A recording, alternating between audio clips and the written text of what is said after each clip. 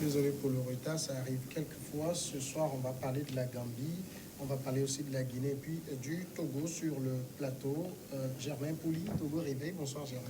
Bonsoir Samuel et bonsoir à tous les téléspectateurs. Et Rodrigue Aego, Radio Canal K Suisse. Bonsoir Rodrigue. Bonsoir Samuel, bonsoir Germain, bonsoir aux fidèles téléspectateurs et téléspectatrices. Bonsoir également à tous ceux qui nous suivent à l'intérieur du Togo dans le Grand Cloto. J'aimerais m'incliner devant un chef traditionnel, un Togoien vénéré, chef traditionnel que j'ai eu la chance de rencontrer la dernière fois, qui est un fidèle téléspectateur qui suit l'émission Le Black Radio de près, donc il se connaît, je n'ai pas besoin de prononcer son nom. Un coucou spécial également à tous ceux qui nous suivent aux États-Unis, en Allemagne, en Suisse, un peu partout, par le monde. Et l'admiratrice de Samuel qui se trouve quelque part, qui lui envoie des photos de l'émission. Elle fête ce soir et bonne fête à elle. Elle se connaît. Elle est au nord de la France. De la France, oui. À Tourcoing. Bonne fête justement.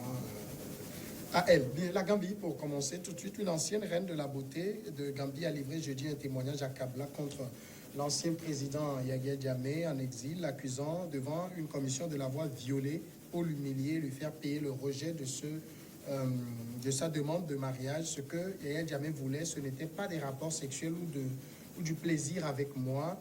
Ce qu'il voulait, c'était me faire mal. Ce qu'il voulait, c'était me donner une leçon. Ce qu'il voulait, c'était manifester son ego, a déclaré Fatou Toufa Jallo dans un témoignage éprouvant, commencé avec fermeté, puis interrompu par les pauses et les larmes à l'évocation des faits survenus un jour de 2015. Fatou Jallo s'exprimait donc devant la commission Vérité et Réconciliation mise en place pour enquêter sur les années du pouvoir de Jammeh. Germain Pouli, entendre de tels actes sur Yahya Jammeh, connaissant, c'est vrai, on ne l'a pas côtoyé, mais ayant eu écho de la réputation de ce président-là, ça vous surprend, ce témoignage? Ben, ça ne surprend pas parce qu'on pourrait s'attendre beaucoup plus à écouter les harcèlements sur les opposants politiques, les rivaux sur la scène politique. Mais là, nous sommes dans une autre arène et l'homme aussi était connu pour, disait-il à l'époque, avoir de cette magie-là, cette puissance-là pour guérir le sida. Il disait qu'il guérissait les malades du sida. Et donc, lier l'homme au sexe, c'est vite fait. Tous les leaders politiques, en tout cas, les grands hommes, les grands stars, le pouvoir, l'argent et le sexe vont souvent ensemble. Et donc, à côté donc de ces violations des droits de l'homme liées directement à la politique, on n'est pas étonné d'apprendre que le sexe aussi vient s'ajouter un peu à cette, ce qu'on pourrait appeler une longue liste de ce que Yahya Jammeh a pu infliger comme en souffrance donc à une partie de son peuple. Et c'est un témoignage émouvant qui choque, mais qui se comprend un peu donc dans la situation un peu généralement en Afrique, où plusieurs présidents d'ailleurs, des militaires, des gens comme Lansana, Conté en Guinée, tout ça ont épousé des Miss dans leur pays. Donc ce n'est pas étonnant qu'un président s'intéresse déjà à une reine de la beauté, parce que les présidents dans nos pays, ils épousent la plus belle femme.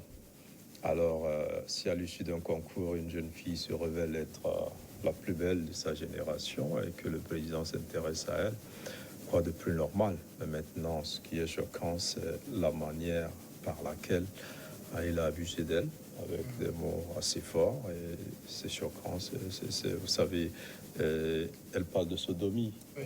Donc ce genre de viol aggravé, parce que là, on touche à une partie inhabituelle en ce qui concerne les rapports sexuels, et puis ça s'apparente pratiquement à un crime. Rodrigue Aego, est-ce qu'il faut donner du crédit à ce témoignage, ou bien c'est Yahya Jammeh, tout le monde veut le salir aussi?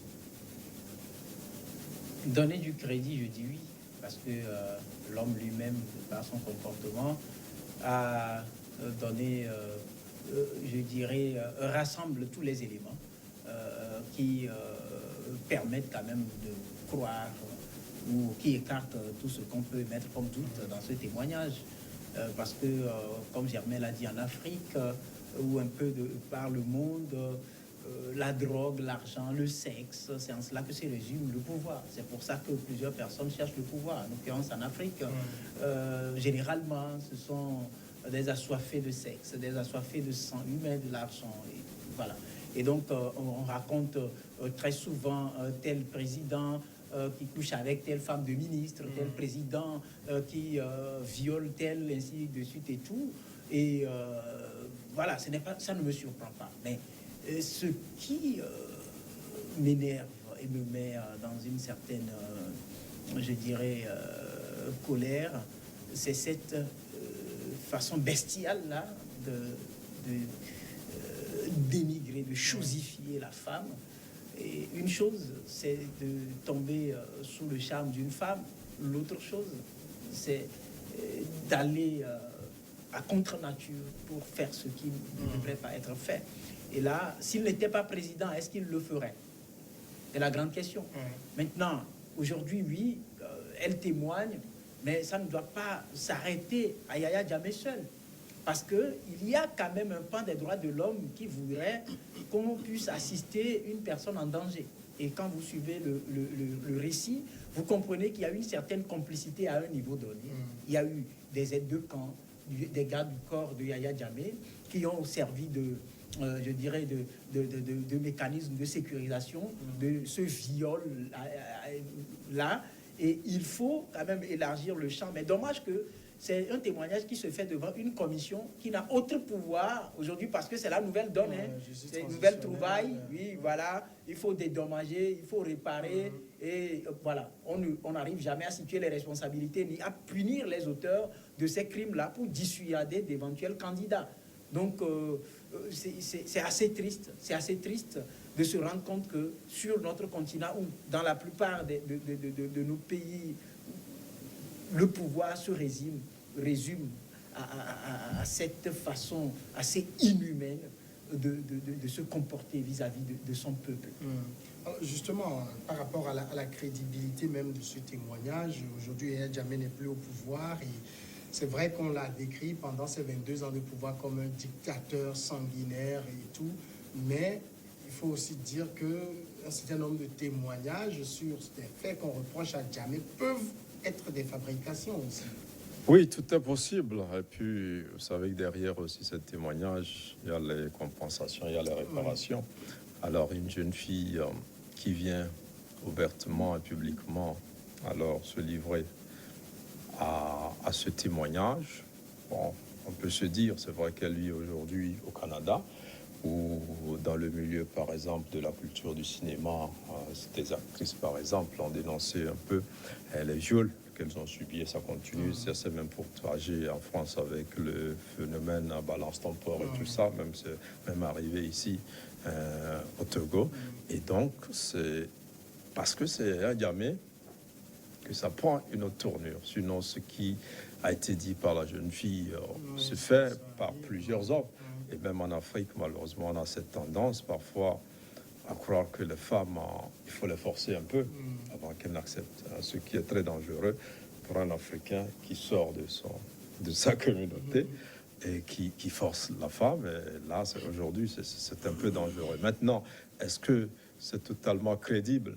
Alors moi, le courage qu'elle a pour le faire, je pense que si ce n'était pas assez crédible, elle ne pourrait pas le faire. Mais en même temps aussi, nous sommes dans une